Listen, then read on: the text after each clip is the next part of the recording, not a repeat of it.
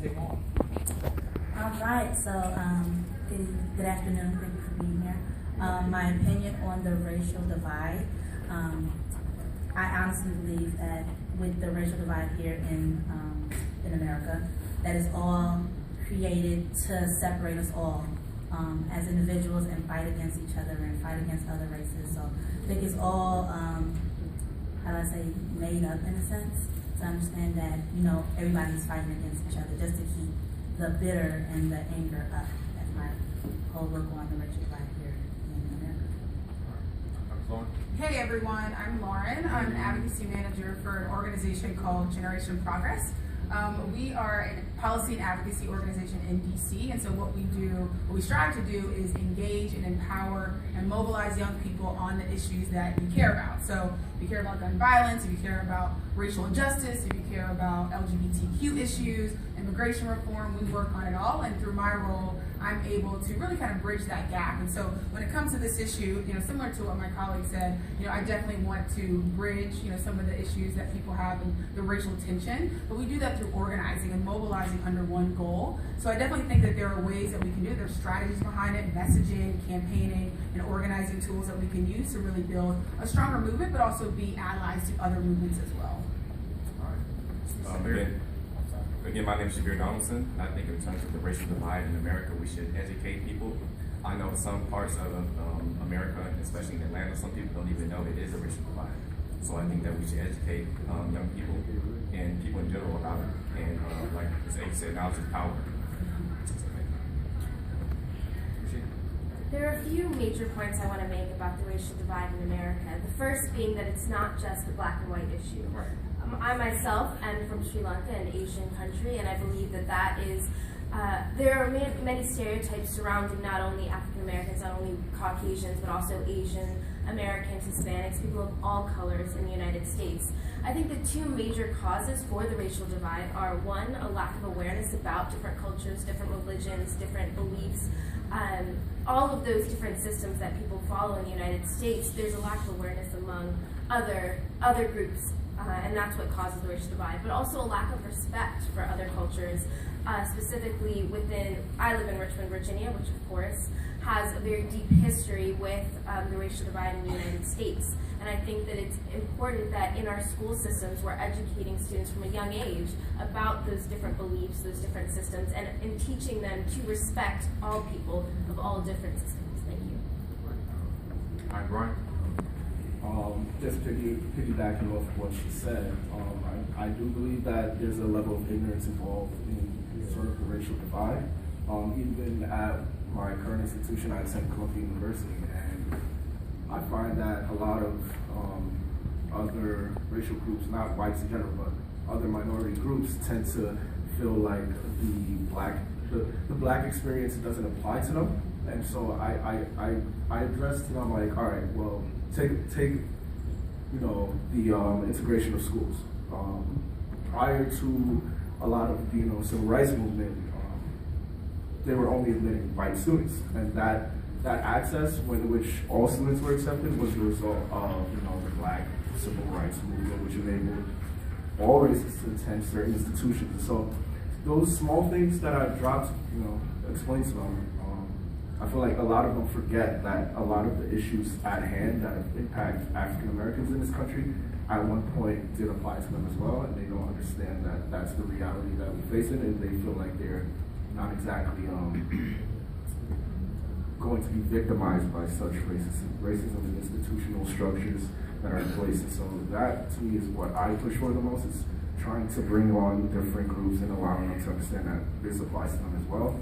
And like, in order for us to move on as a community, we have to unite and understand that it impacts us all. Everything impacts us all. Yeah. Adding on to what you said, that leads me to my next question, dealing with education. The thing is it that we don't punish the actors? We punish the actors instead of the sayers, the ones who vocalize their opinion. We focus on the minor important issues rather than the big things as itself. as it was said before, we focus on the donut, and we focus on the hole inside of the donut rather than the donut itself. So for example, we focus on things that are said and that are vocalized, but instead of looking at that discrimination, do you think that we don't look at such as the gap in education, the discrimination in education, as he was saying, the gap in the income of race? So what are y'all thoughts on that? Anybody?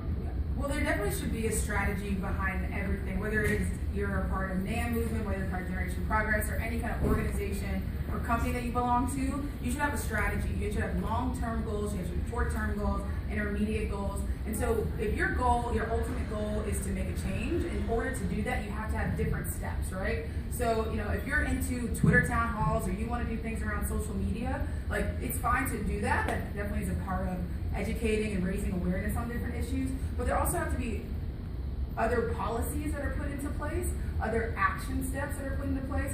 You can't just start with education. You've got to get that data behind it. You've got to get research behind it. If you're great at organizing people, you've got to bring the people to the policy. So I think a lot of times, sometimes in our generation, we're reactive, which is fine, but you have to move from the protest to the policy. And how do you make those changes is up to you, but there definitely is some strategy behind it.